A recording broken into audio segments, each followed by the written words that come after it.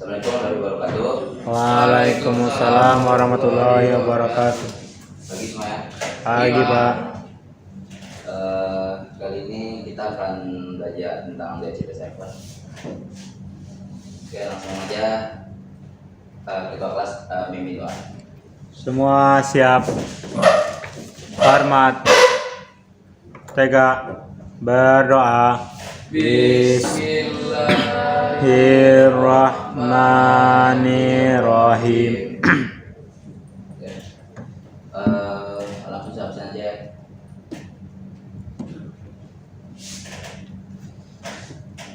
Harus Syabana. Hadir Pak. Aulia Harani. Sudah hadir Pak. Tumen live Aulia. Kami Syazara. Hadir Pak. Jenal Mulia. Hadir Pak. Desmawati Fitri. Hadir Pak. Jenata Ahmad Pranoto. Skaluna Portalindo. Hadir Pak. Fadila. Hadir Pak. Faris Al Gibari. Eka. Iya Pak. Fadila Lisani. Ya langsung aja. Ada yang tahu apa itu DHCP? Dynamic Host Configuration Protocol Pak. Itu kepanjangannya. Apa maksud dari DHCP itu sendiri? Layanan secara otomatis memberikan nomor IP kepada komputer yang memintanya Pak. Cara kerja DHCP ada 4. Ada yang tahu apa aja? Meminta, memberikan. Yang pertama DHCP discover, offer, request, dan acknowledgement.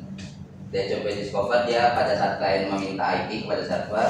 DHCP offer pada saat dia meminta, pada saat server mempunyai nomor IP, dia akan memberikan penawaran kepada klien. Selanjutnya ada DHCP request, klien akan memilih IP yang akan dimintanya kepada server. Terakhir adalah DHCP acknowledgement, server akan merespon kembali dengan memberikan hal-hal apa aja yang dibutuhkan untuk memberikan IP tersebut. Lama waktu penyewaan, informasi konfigurasi, dan lain-lain. Sampai sini ada yang mau ditanya? Ada yang mau bertanya? Pak, Ya, Rik. kalau Bapak tadi kan yang DHCP itu kalau servernya mati, IP-nya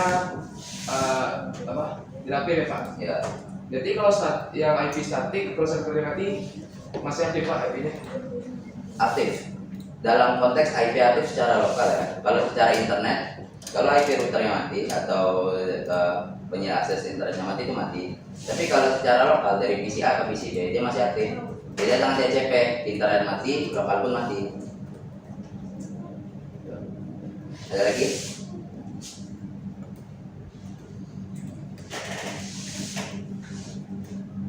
Oke, kalau misalnya nggak ada, silakan buka Google Classroom.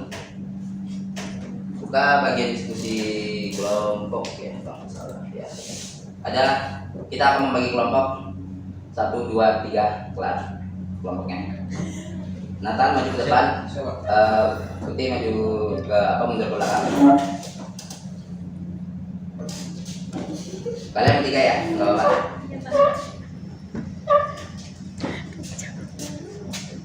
Oke, gimana?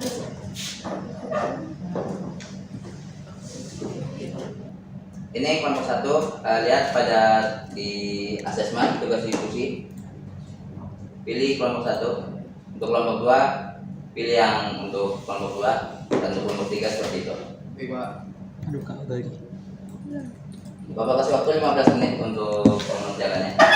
Untuk berdiskusi tentang ini, jika sudah maju ke depan untuk presentasi apa saja yang kalian dapat dari soal itu.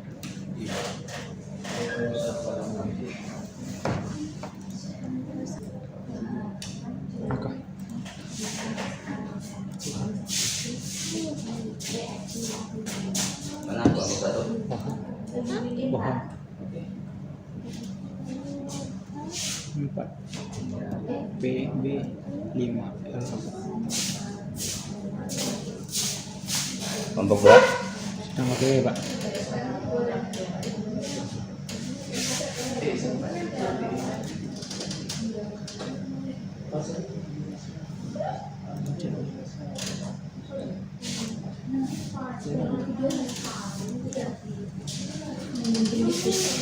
Kelompok 3 paham dengan itunya.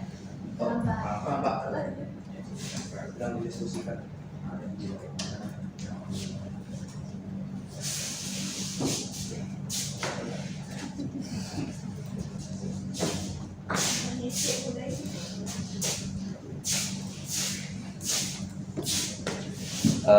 Kelompok 3 dari diskusi kalian, kenapa kita harus pakai DHCP server? Kenapa kita harus menggunakan DHCP server? Ya, Alasannya itu pertama supaya kita tidak perlu manual untuk menginputkan beberapa IP, apalagi kalau kita menggunakan web user, tentunya akan menambah waktu yang banyak. Kemudian kalau kita menggunakan DHCP, semisal ada IP yang tidak dipakai, maka ada klien yang baru maka harus digantikan. oke.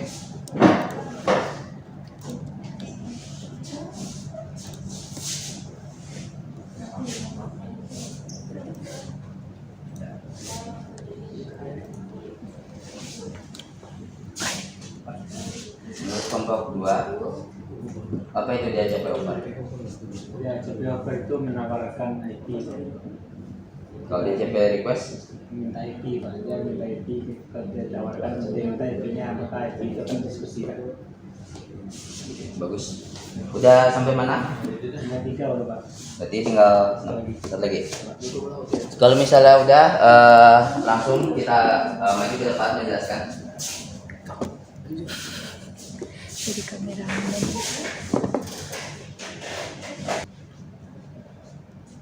Ayo, apakah ada yang kelar? Sudah, Pak.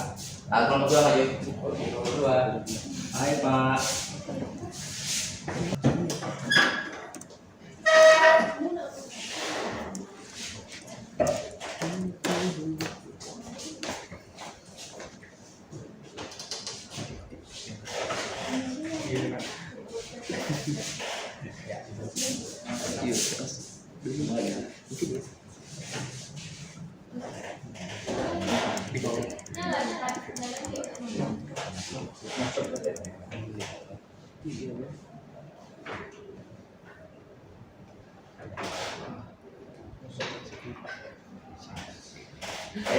Assalamualaikum warahmatullahi wabarakatuh. Waalaikumsalam warahmatullahi wabarakatuh. Kami dari kelompok 2 yang mengatakan saya Ilham Mulia dan kami Syazara dan Yan Amariyafdar akan mempresentasikan tugas dari kelompok 2. Yang pertama akan dijawab oleh kami Syazara. Kepada kami Syazara silakan.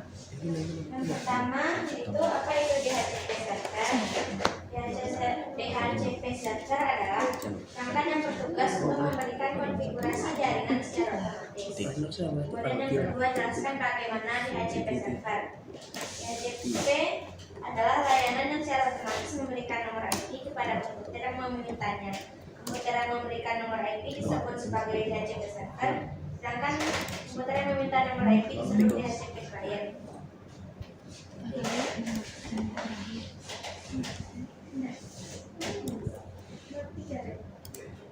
Nomor 3 akan dijelaskan oleh Yan Kudradian silakan.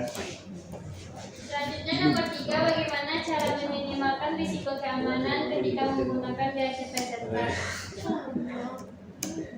Menurut diskusi kami itu yang pertama, pastikan bahwa server DHCP hanya menerima permintaan update IP dari klien yang terautentikasi dan otorisasi. Kedua, batasi jumlah alamat IP yang dapat didistribusikan oleh server DHCP. Yang ketiga, pastikan bahwa server DHCP Anda selalu menggunakan versi terbaru perangkat lunak.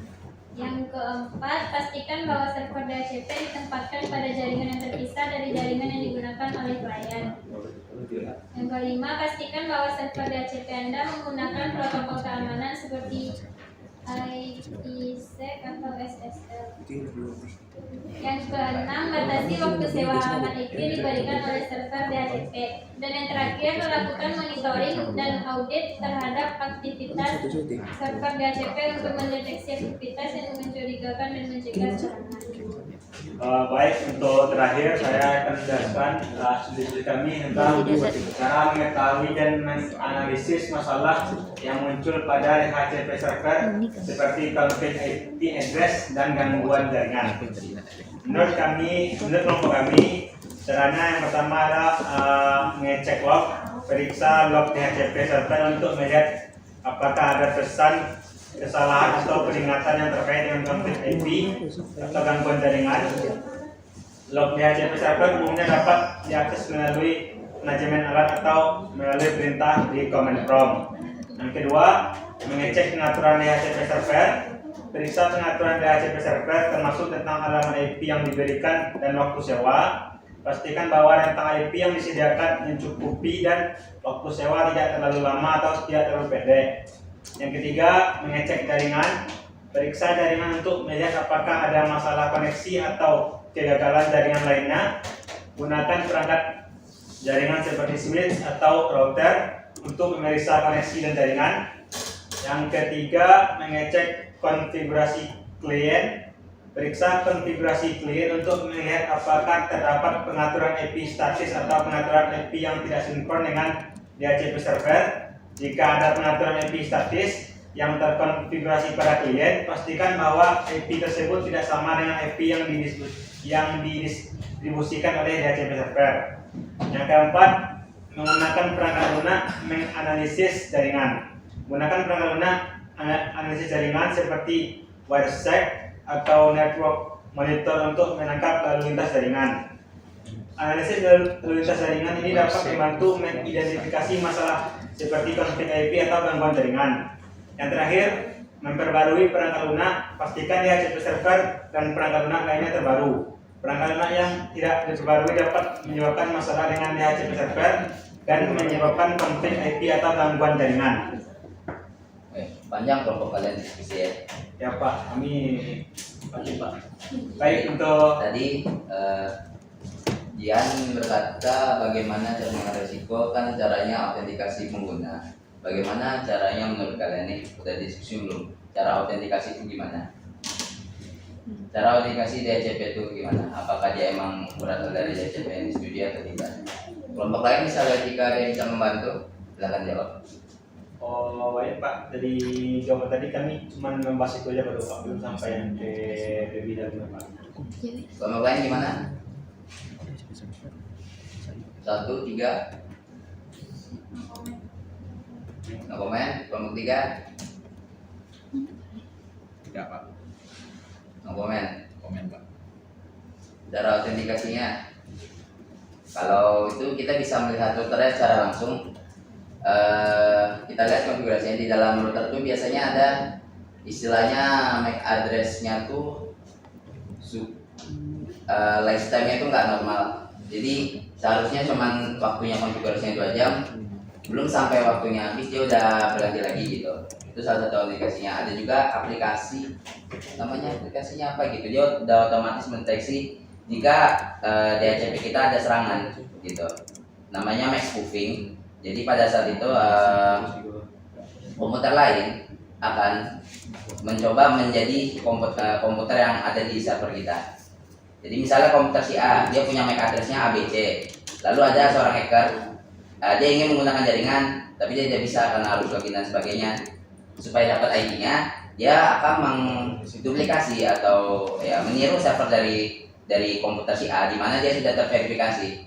Lalu dia akan memutuskan jaringan ke dalam di komputer A supaya komputer A tidak bisa terhubung dan komputer hacker ini bisa terhubung. Dia karena menggunakan MAC address dari komputer A sudah di copy gitu.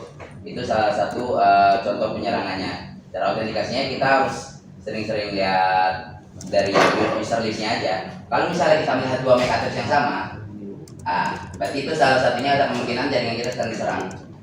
Kita bisa memutuskan salah satunya dan memperbaruinya gitu. Itu aja sih.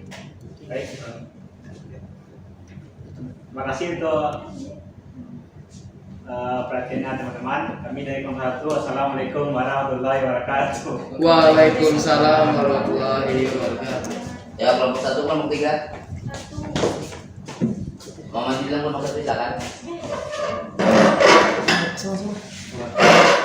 Kelompok 1 maju, kelompok 3. Karena aku sudah habis, di dalam classroom itu ada yang namanya tugas satu lagi, tugas kuis. Ada soal ya, soal pilihan ganda. Itu kalian kerjakan saja di rumah ya. Jadi kesimpulan pelajaran dari ini DHCP server itu adalah berfungsi untuk memberikan IP kepada klien, di mana dia secara otomatis kita tidak perlu lagi men-setting IP secara manual di komputer-komputer secara manual. Itu akan pertama capek, yang kedua yang namanya manusia pasti pernah salah. Jadi kadang kita udah setting di komputer A nih IP-nya titik 1, ternyata di komputer Z titik 1 juga gitu. Jadi konflik IP-nya tidak bisa menggunakan jaringan. Oke, saya rasa itu saja untuk pertemuan kali ini. Kurang lebihnya saya mohon maaf. Assalamualaikum warahmatullahi wabarakatuh. Waalaikumsalam warahmatullahi Jangan lupa dikerjakan PR-nya di rumah ya. Baik, Ya, Pak. Pak.